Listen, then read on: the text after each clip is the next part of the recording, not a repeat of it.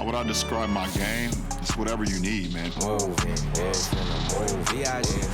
7-in-1 blade. Oh, LeBron! Everything is in it. I'm locked in on the prototype. LeBron James! It all depends what you need. What a night for LeBron! You want a carbon copy I of... can do a little bit of this. He's looking to take over. So I can do a little bit of that. Who else but the king? A lot of bit of that. How they sleep on me, but I seen everything come true. I'm saying, man. Whatever you need, bro. Let's go! Take the whole block down to KO. My name should be Costco, for real. Coach, whatever you need. Whatever you need, Coach. Whatever you Costco, need. baby. I know they say call 12, but I guess it's also call 23. And LeBron gears up for matchups with the Warriors in his career. He brings his best. And Saturday, it's going to be his 74th career game against Golden State. That includes the postseason. And they are the team he scores the most against in his career. Maybe even a little bit extra because we know no Luka Doncic as he continues to deal with that hamstring, and no Steph Curry as he deals with that runner's knee. But Perk, how much do you think are the Lakers going to have LeBron as their primary scorer with Luka out? LeBron who? Costco. LeBron's not the second option no more. That's Austin Reaves.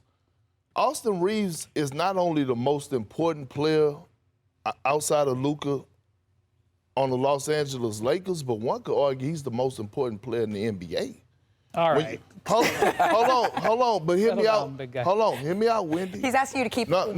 It's not a settle down moment. It's a real moment. Because right now, when I look at this Laker team, we're talking about Austin Reaves auditioning.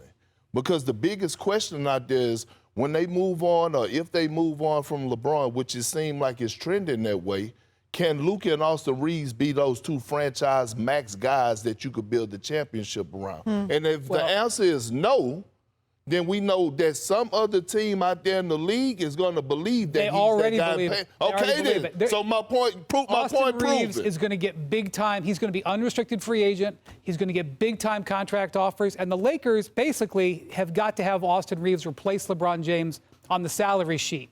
The question is, can he replace LeBron James as the guy who can be their offensive engine next to Luka Doncic? That's still being determined. I will say this. The other night, he comes back from this calf injury, plays 25 minutes in a very important game against the 76ers, puts up 35 points. Lit them up. That's the kind of performance they're going to need from him going forward, especially his minutes are still going to get held down because he's had that injury twice this season. Offense, I don't see as an issue there, Coach, at all. It's maybe the other side of the ball. Definitely, and that's why people, when they added Luke Kennard, the #1 three-point shooter in the NBA, at the trade deadline, there was some disappointment because they did not address their defensive shortcomings. But I agree about Austin Reaves, going back to him for a sec. He missed 19 games with the calf strain. Second game back, puts up 35. Career best numbers across the board. Would have been a surefire all-star this year if he had not been hurt.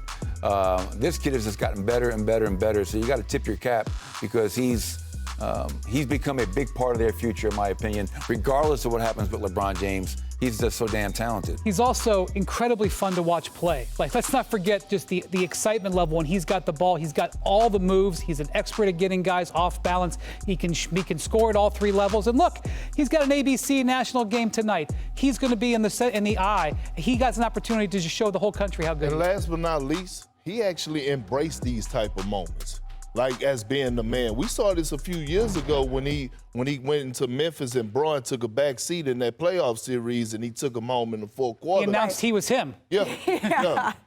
Well, it feels like for the Lakers, though, it's going to be how many games can they get their big three together for? Because so far, that's been the issue. It's they take turns. There's two guys here going off. There's two guys there. They need to be able to have all three, no matter if we're talking about a 41-year-old LeBron or not.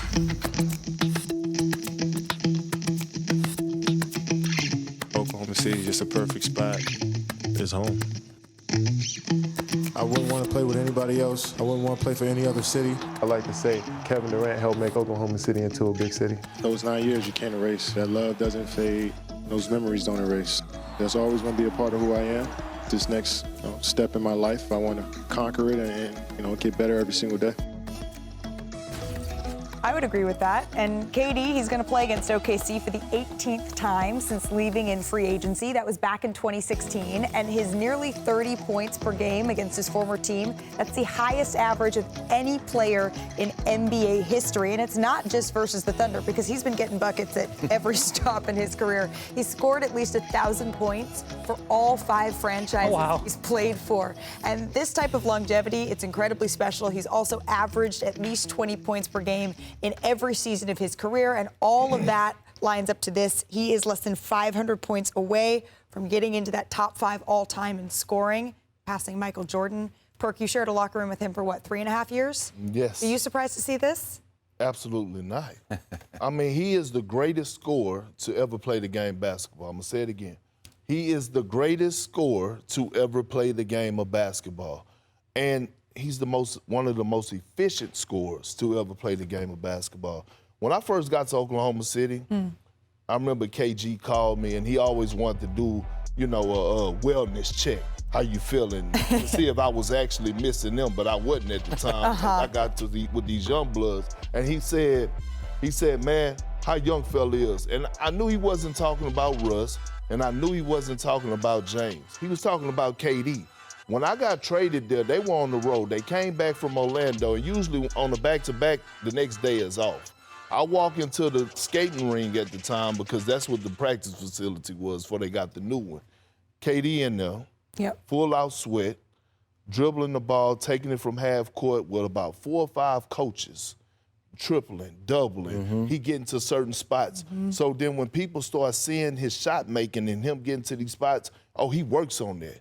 And then to top it off, when we land in cities the night before or the evening before, he already have a middle school and a high school reserve to go get extra work in. Last but not least, I call myself a groupie because I done played with so many Hall of Famers. And all due respect to KG, Braun, Ray, Rondo, all those guys, nobody punches in the clock when it comes to being in the gym like Kevin Durant. That's well said, Perk. Coaches in the NBA, you have your standard base defense, right? Then you have great player defense. You can't guard Kevin Durant like you guard 99% of the league. And he's the guy that kept me up countless nights. And you touched on it. He put the time in, but what made him so hard to guard, Perk, is that even when you played good defense, even when you took away the separation, he still finds a way to beat you. Let's go to the videotape. 2 examples of how and why Kevin Durant is about to pass Michael Jordan on the all-time scoring list. This first example right here, so he's 7 feet tall, silky smooth touch, but he jumps higher than guys named Donovan Mitchell, and he's 6'11" doing this, not a 6'2" athletic guard. He can elevate and shoot right over you. And the other thing is the wingspan. Look at the length. Oh, there's only one guy in the NBA, and his name is Wemby, that has a higher release point. So you can have a contest, you can be in his grill, he's going to shoot right over you, and that is one of the reasons he's become so lethal and so efficient as a scorer. I'm trying to recover from that Wemby photo, actually. But you know what I'd say about Durant is he's one of the greatest scorers of all time, and he's unselfish because he won 4 out of 5 scoring titles in the teens. He would have won 5 in a row. He'd not got hurt. He could have won 4 or 5 more, but he changed teams.